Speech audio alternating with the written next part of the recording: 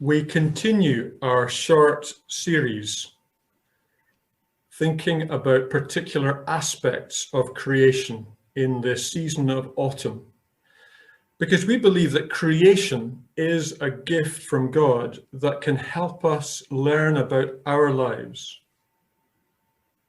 Last week, we thought a little bit about mountains, and part of that was noticing that Jesus went off up into the mountains to pray.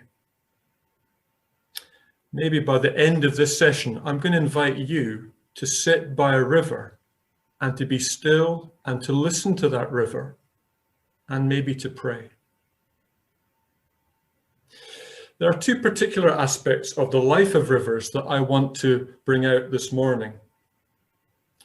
First of all, rivers can be and often are in the Bible places of restoration. The words we have on the screen, Psalm 23. David says, "He makes me lie down in green pastures. He leads me beside still waters. He restores my soul." Back in May and June, when my mother was critically ill and indeed dying, I found things were intense. I found my concentration slipped, my mood became edgy, and I was struggling to be at peace. Although I'd spent several years in the Mineral Well Park in Stonehaven, from a wee boy playing football to a teenager running cross country, I had never, as I recall, walked upstream in the Cowie River. And yet that was exactly what I found myself doing when I was staying there in my mother's house one afternoon. As I walked, so the path got smaller and leafier and more densely wooded. The trees got taller and the river sparkled in the dappled sunlight. I stopped walking and just stood, drinking in the scene. The quiet river, wending its way over the rocks, appeared to become louder. And in that moment, I sensed that I was not alone. God was with me. The rich beauty of the colours, the steep sides of the riverbank, all made for a magical spot, but it was the quiet running of the water, turning in eddies, that reassured me that I was not alone. God, the giver of life, God, the creator of all the seasons of life, was with me, and in ways that words could not utter. He leads me by the still waters and restores my soul. These days of COVID-19 are not easy. I think two of the terms that pop out are exhaustion and denial. I wonder if you've asked somebody recently how they are, and we say, "Oh, I'm fine." Exhaustion and denial are common to our experience at this time as we carry such uncertainty from day to day.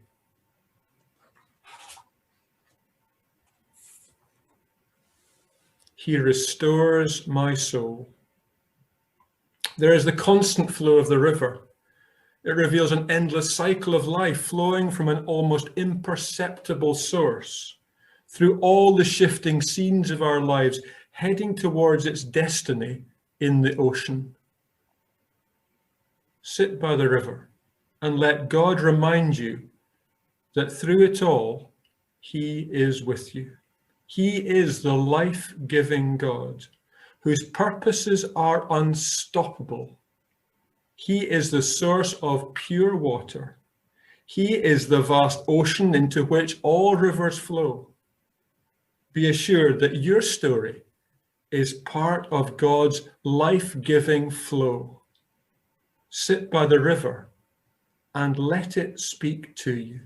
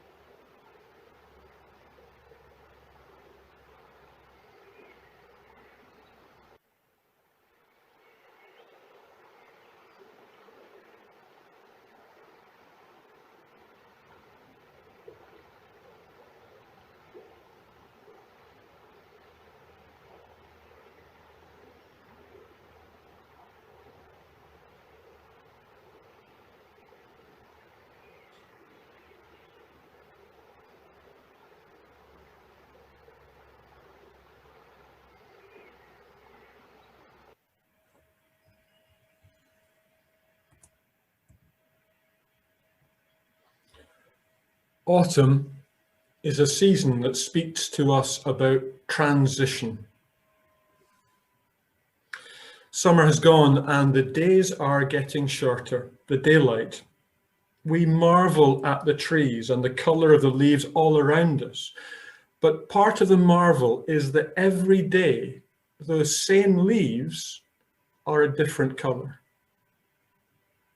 Every day different to the one before.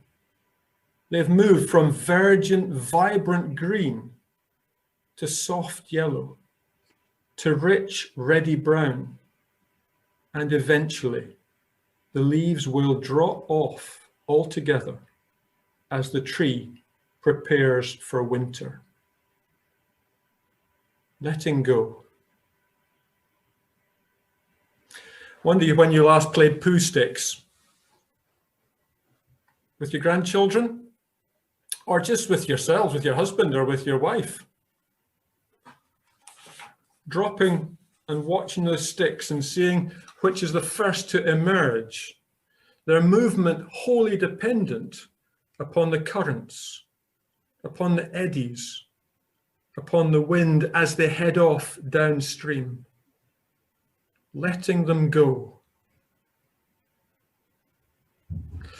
As Scottish Christians, we recall with wonder and joy the stories of St. Columba and St. Brendan, who, if you remember, set off from Ireland in their wee boats, their coracles that were made from leather. We don't know what it was that prompted him, but we give thanks for St. Columba, who did this in 563. With 12 others, got into a wee boat and said, God, wherever this takes us, we're going to live for you. We're going to speak of you. We're going to share your life with those people around us. They landed in Iona, that magical place. Letting go. Letting God. That's what I want us to do as we now sit by a river and think about letting go, reflecting on those journeys that you have made in the past. Maybe there's somewhere looking back that the flow of your life has got blocked, or some events that still prevent you from moving on, or some relationship that causes bitterness and you haven't let go of it. Maybe it's a general fear of the future. What is downstream? Let go and let go with God. I want to share with you this prayer of St. Brendan. Lord, I will trust you. Help me to journey beyond the familiar and into the unknown. Give me faith to leave the old ways and break fresh ground with you. Christ of the mysteries, can I still trust you to be stronger than each storm in me? Do I still yearn for your glory to lighten me? I will show others the care you have given me. I will determine amidst all uncertainty always to trust. I choose to live beyond regret and let you recreate my life. I believe you will make a way for me and provide for me if only I trust you and obey. I will trust you in the darkness and know that my times are still in your hand. I will believe you for my future, chapter by chapter, until the story is written. This morning, what is it that you need to let go of?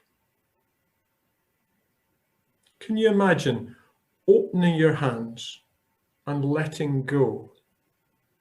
Dropping something into the water, letting go and letting God. What is it that you need to let go of this morning? Maybe it's the very idea of giving over control of your life to God.